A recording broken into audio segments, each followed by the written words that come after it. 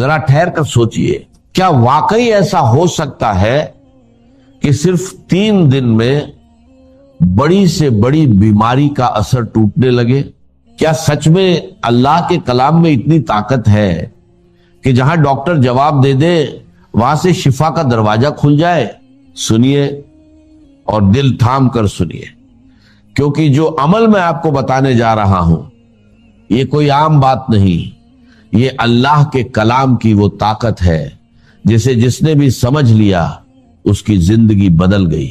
صبح کا وقت جب آپ نیند سے اٹھتے ہیں اور آپ کا پیٹ بالکل خالی ہوتا ہے، اسی وقت اگر کوئی شخص ان مقدس سورتوں کو پانی پر پڑھ کر دم کرتا ہے اور پھر وہ پانی پی لیتا ہے تو اللہ کے فضل سے اس کے اندر جو بھی بیماری ہوتی ہے اس کی جڑ ہلنی شروع ہو جاتی ہے۔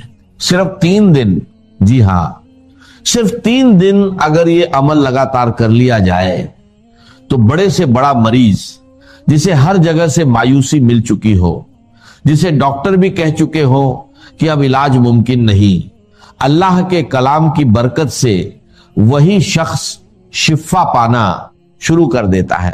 دوستو یہ کوئی افسانہ نہیں، یہ حقیقت ہے۔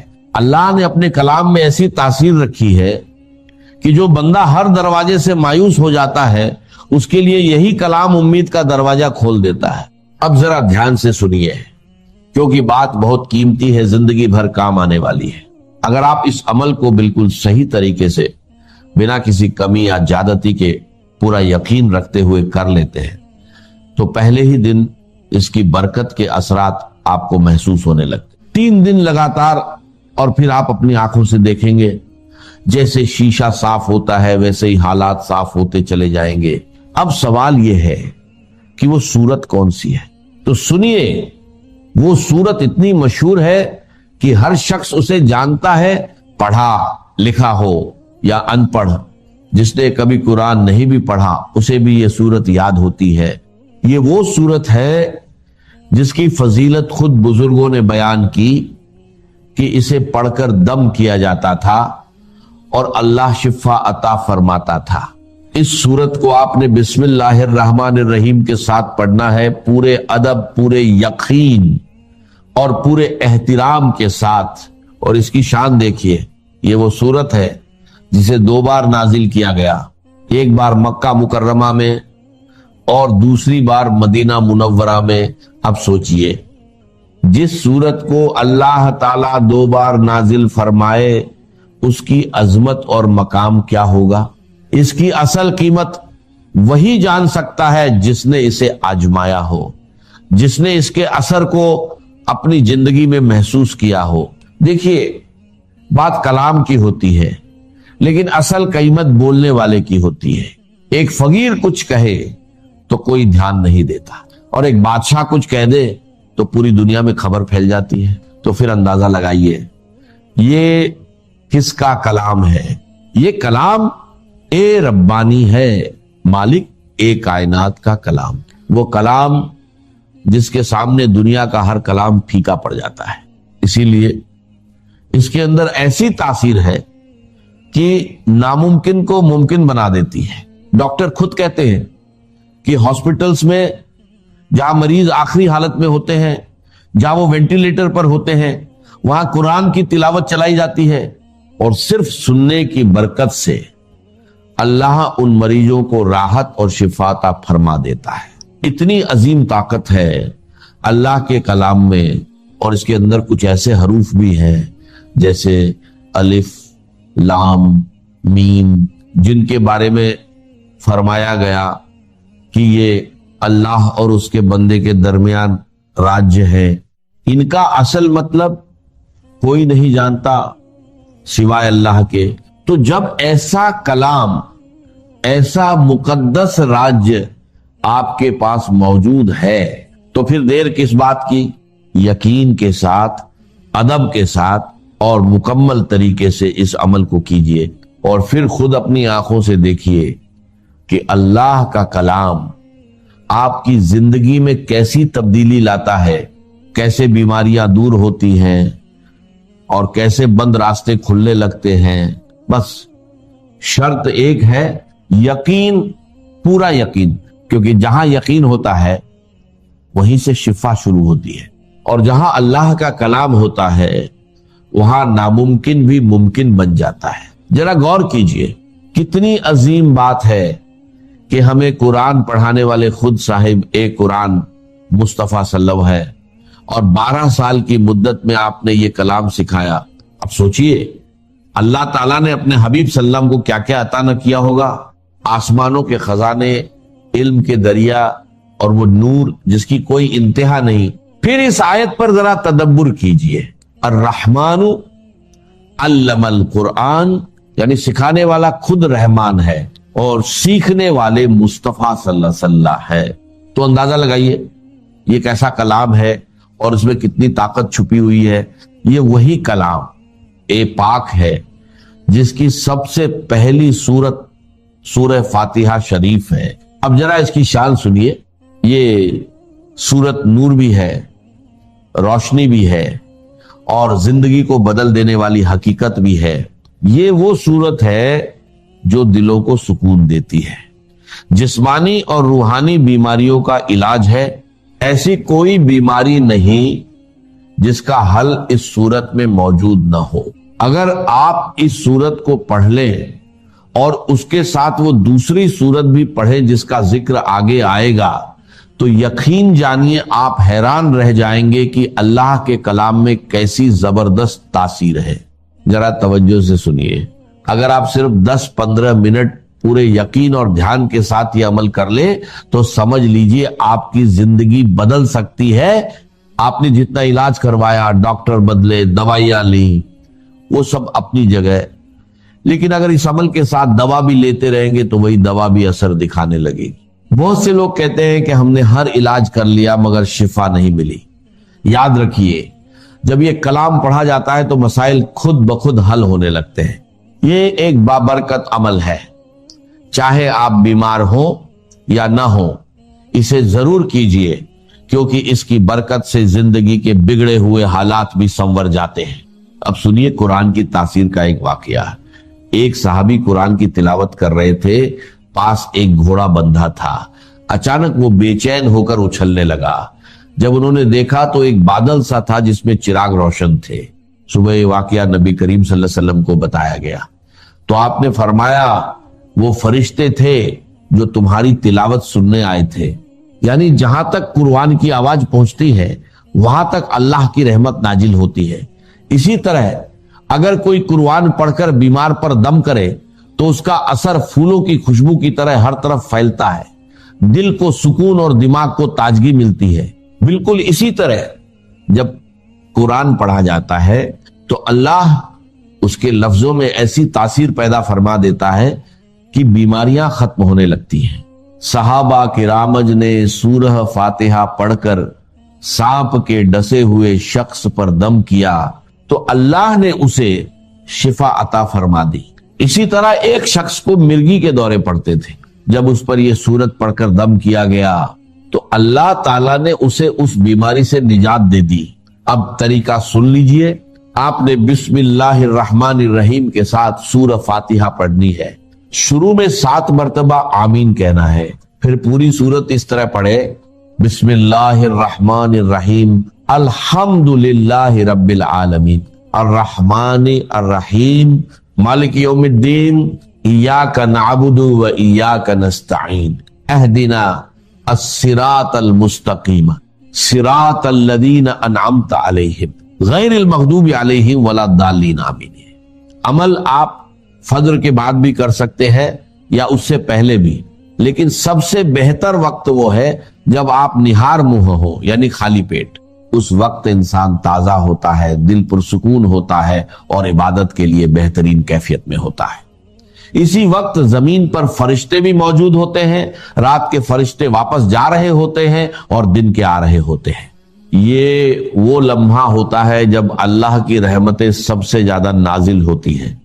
اب ایک خاص بات یاد رکھیے، ہر بار بسم اللہ الرحمن الرحیم کے ساتھ سورت پڑھنی ہے، کیونکہ اسی میں اصل برکت چھپی ہوئی ہے۔ ایک بادشاہ کو سر درد رہتا تھا، बड़े बड़े हकीम और डॉक्टर उसका इलाज न कर सके। एक बुजुर्ग ने उसे एक टोपी दी, जब वो पहनता तो दर्द खत्म हो जाता और जब उतारता तो दर्द वापस आ जाता। जब उसने टोपी को खोलकर देखा तो उसमें एक कागज था जिस पर लिखा था बिस्मिल्लाहिर्रहमानिर्रहीम।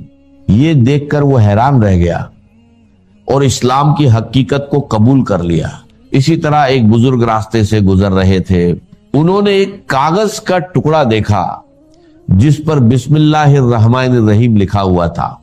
उन्होंने उसे उठाया, साफ किया, खुशबू लगाई और अदब के साथ रख दिया तो गैब से आवाज आई, जिस तरह तुमने मेरे नाम की ताजीम की, मैं तुम्हें दुनिया और आखिरत में इज्जत अता करूंगा। दोस्तों, ये कोई मामूली अल्फाजा नहीं, ये अल्लाह का कलाम है। इसे मुकम्मल यकीन के साथ पढ़िए और फिर देखिए कैसे जिंदगी बदलती है, बीमारियां दूर होती हैं और बंद रास्ते खुलने लगते हैं। बस एक शर्त है, यकीन, पूरा यकीन, क्योंकि जहां यकीन होता है वहीं से शिफा शुरू होती है। दोस्तों, बिस्मिल्लाह के साथ ही इस सूरत ए मुबारका को आपने सिर्फ और सिर्फ 41 बार पढ़ना है, या फिर बाद में 40 बार भी पढ़ सकते हैं। और फिर बिस्मिल्लाह के साथ उसी तरीके से पढ़ना है जैसे मैं आपको बता रहा हूं।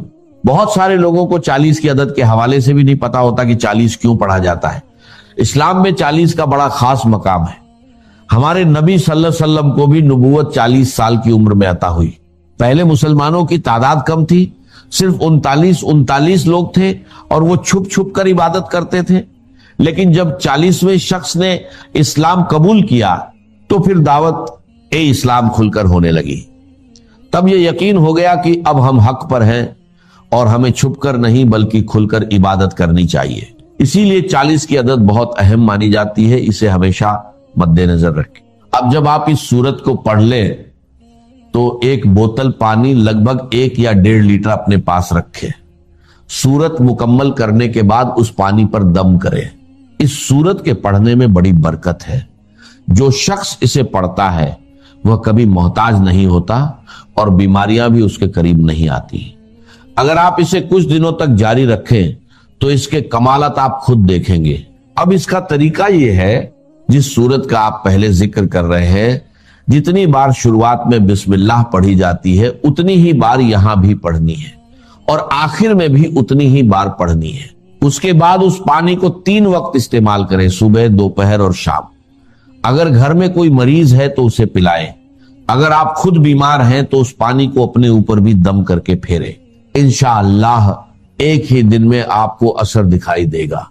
यह सूरत बहुत अफजल है और इसे कुरान की दुल्हन भी कहा जाता है। इस सूरत में बार बार एक ही आयत दोहराई गई है और इसका नंबर 55 है। इसे सूरत उर रहमान कहा जाता है। जब इसे पढ़ा जाता है तो जिन्नात भी इसे सुनकर कहते हैं, ऐ अल्लाह, हम तेरी किसी भी नेमत को झुठलाते नहीं। यह सूरत हर तरह की हाजत के लिए बहुत फायदेमंद है। अगर इसके पानी को घर की दीवारों पर छिड़का जाए तो अल्लाह ताला हर तरह की बला और नुकसान देने वाली चीजों से हिफाजत फरमाता है।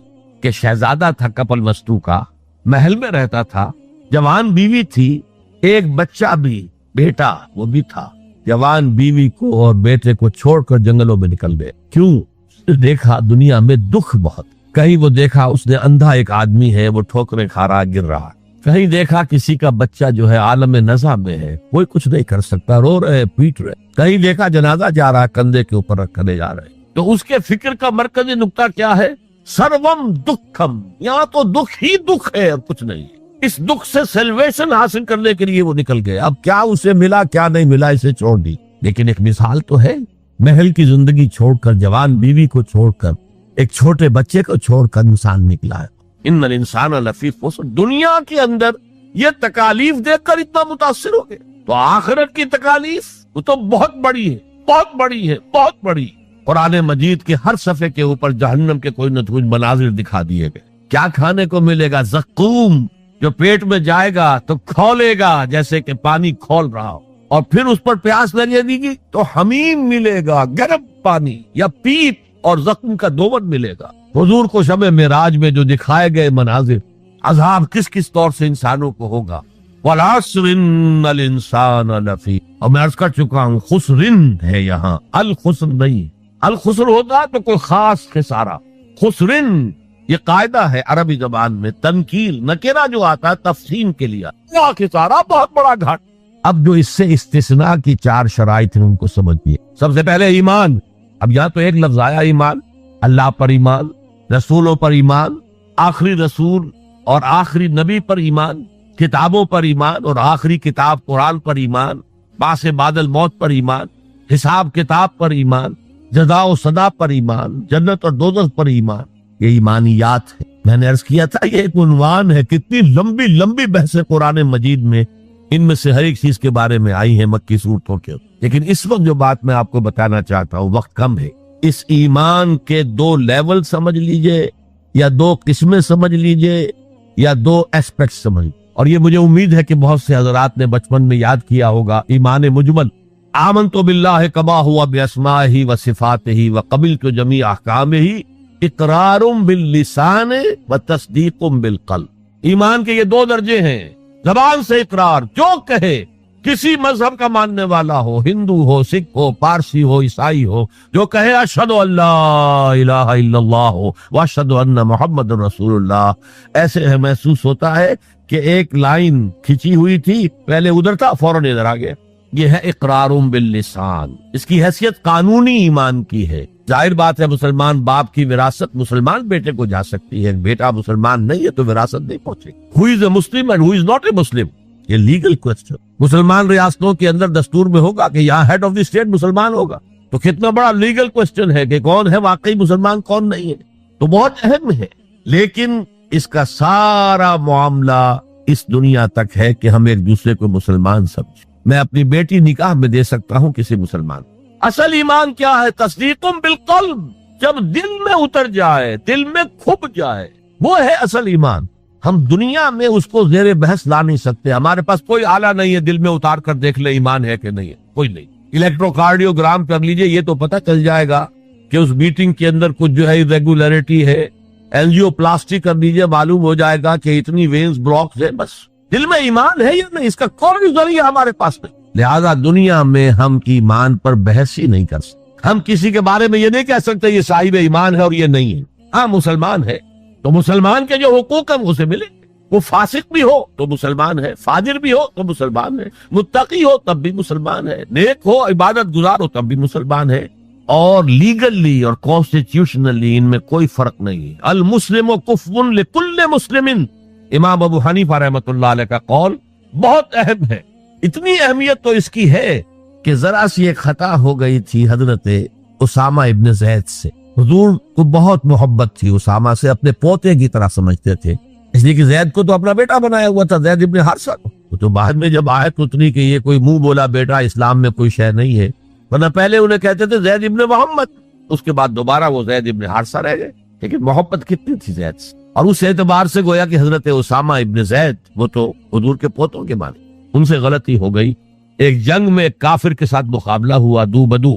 اس کافر نے جب سمجھا کہ میری تو بس ہو گئی، اب میں مزید مقابلہ نہیں کر سکتا، اب میری جان اس کے ہاتھ میں، اسامہ کے ہاتھ میں، انہوں نے پڑھ دیا کلمہ اشہد ان لا الہ الا اللہ واشہد ان محمد رسول۔ انہوں نے یہی سمجھا جو ہم ہوتے تو سمجھتے کہ جان بچانے کا ہیلا کر رہا ہے، لہذا گردن اڑا دی۔ کچھ دل میں اپنے خدشہ سا رہا، یہ صحیح کام کیا میں نے یا نہیں، یا ہو سکتا ہے حضور کو کسی اور ذریعے سے اطلاع پہنچی۔ طلب فرمایا اسامہ یہ تم نے کیا کیا؟ حضور اس نے جان بچانے کے لیے کلمہ پڑھا، آپ نے نہیں کہا کہ تم غلط کر۔ اللہ شرفنا قلبہ، تم نے اس کا دل چیر کے کیوں نہیں دیکھ لیا؟ یعنی نہ تم دل چیر کے دیکھ سکتے ہو، کیا تمہیں معلوم ہے، کیسے کہہ سکتے ہو یقین سے کہ اس نے جان بچانے کو کلمہ پڑھا؟ اور اے اسامہ کیا کرو گے قیامت کے دن جبکہ یہ کلمہ تمہارے خلاف استغاثہ لے کر آئے گا؟ تو اس کی بھی بہت بڑی اہمیت ہے۔ دنیا میں پورا لیگل اینڈ کانسٹیٹیوشنل نظام اسلام پر قائم ہے، اقرار باللسان پر قائم، لیکن اصل ایمان دل میں۔ یہ سورہ حجرات میں فرمایا گیا جو اس موضوع پر قرآن حکیم کی اہم ترین آیات، آیت نمبر 14 ہے یہ، قالت الاعراب آمنا قل لم تؤمنوا ولكن قولوا اسلم۔ اے نبی یہ بدو جو ہیں یہ کہہ رہے ہیں ہم ایمان لے آئے، دعویٰ کر رہے ہیں ایمان کا، آپ ان سے کہہ دیجئے تم ایمان ہرگز نہیں لائے ہو، یوں کہو کہ ہم مسلمان ہو گئے ہیں، ہم نے اطاعت قبول۔ وَلَمَّا يَدْخُلِ الْإِيمَانُ فِي قُلُوبِكُمْ، ابھی تک ایمان تمہارے دلوں میں داخل نہیں ہوا۔ اللہ تو کہہ سکتا ہے نا، یہ کون سے بدو تھے اصل میں جان لیجیے۔ اذا جاء نصر اللہ والفتح ورأيت الناس يدخلون في دین اللہ افواجا، جب حضور کو آخری فتح حاصل ہو گئی تو اب تمام قبیلوں نے باہم مشورہ کیا اپنی اپنی جگہ پر، it's no use resisting now, اب ہم مزید جو ہے محمد کا راستہ روک نہیں سکتے صلی اللہ علیہ وسلم، چلو چلے اور چل کر اسلام لے آئے۔ اب اس وقت جو اسلام لائے لوگ، ان کی تین حالتیں ہو سکتی تھی، ایک تو یہ کہ واقعی ایمان دیانت کے ساتھ، شعور کے ساتھ، خلوص کے ساتھ ایمان لائے تو وہ مومن ہو گئے، اور ایسا بھی ہو سکتا ہے کچھ لوگوں نے سوچا کہ اب تو ہمارا بس جو ہے نہیں چل رہا ہے، ابھی تو دبک جاؤ ذرا، پھر موقع کا انتظار کر کے کھڑے ہوں گے دوبارہ اور پھر ہم ان کو ختم کر دیں گے، جیسے کہ ہوا حضور کے انتقال کے بعد کتنے بڑے بڑے فتنے اٹھے، جھوٹے نبی کھڑے ہو گئے، مانعین زکوٰۃ کھڑے ہو گئے۔ تیسرا کہ نہ تو مثبت طور پر ان کے دلوں میں ایمان تھا، نہ منفی طور پر دھوکہ دینا مقصود تھا، بس ٹھیک ہے سب جا رہے ہیں ہم بھی ایمان لے آتے ہیں، نہ ایمان نہ نفاق۔ وہ پہلے جنہوں نے دھوکہ دینے کے لیے اور ٹائم گین کرنے کے لیے اور اس لیے کہ اب ہمارا بس نہیں چل رہا ہے، پھر دیکھیں گے پھر کھڑے ہوں گے، جو انہوں نے یہ کیا وہ منافق، جو صدق کے دل سے ایمان لائے وہ مومن، درمیان میں وہ جو رہ گئے وہ مسلم تو ہے، منافق بھی نہیں ہے، مومن بھی نہیں۔ اس بحث پر ایک عنوان قائم کیا ہے امام ابن تیمیہ نے، اثبات الاسلام بغیر الایمان، بغیر ایمان کے اسلام کا اثبات، اس لیے کہ جب قرآن یہ کہہ رہا ہے قالت الاعراب آمنا قل لم تؤمنوا ولكن قولوا اسلمنا ولما يدخل الايمان في قلوبكم، لیکن اگر تم اللہ اور اس کے رسول کی اطاعت کرتے رہے تو ہم تمہارے اعمال میں سے کچھ کمی نہیں کرتے۔ اس کا مطلب کیا ہوا؟ منافق تو نہ ہوئے، اگر منافق ہوتے تو منافق کا تو کوئی عمل قبول نہیں، لہذا نہ مومن نہ منافق بلکہ مسلم، صرف مسلم۔ آج کے مسلمانوں کا آپ اگر جائزہ لیں، تجزیہ کریں، عظیم اکثریت 1,00,000 میں سے 99,999 اس کیٹیگری میں فال کریں۔ ایمان کہاں ہے؟ یقین کہاں ہے؟ ہر شخص اپنے گریبان میں جھانکے مرنے کے بعد جی اٹھنے کا یقین ہے؟ کیا یقین ہے کہ اصل زندگی آخرت کی زندگی ہے؟ وَإِنَّ الدَّارَ الْآخِرَةَ لَهِيَ الْحَيَوَانُ، یقین ہے کہ یہ قرآن اللہ کا کلام ہے۔ سورہ واقعہ کی آیات، أَفَبِهَذَا الْحَدِيثِ أَنْتُمْ مُدْهِنُونَ وَتَجْعَلُونَ رِزْقَكُمْ أَنَّكُمْ تُكَذِّبُونَ، تم اپنے عمل سے قرآن کی تکذیب کر رہے ہو، کہتے تو ہو قرآن اللہ کا کلام ہے، ہمارا عقیدہ ہے، اللہ نے سود کو حرام کیا، تم سودی کاروبار کر رہے ہو۔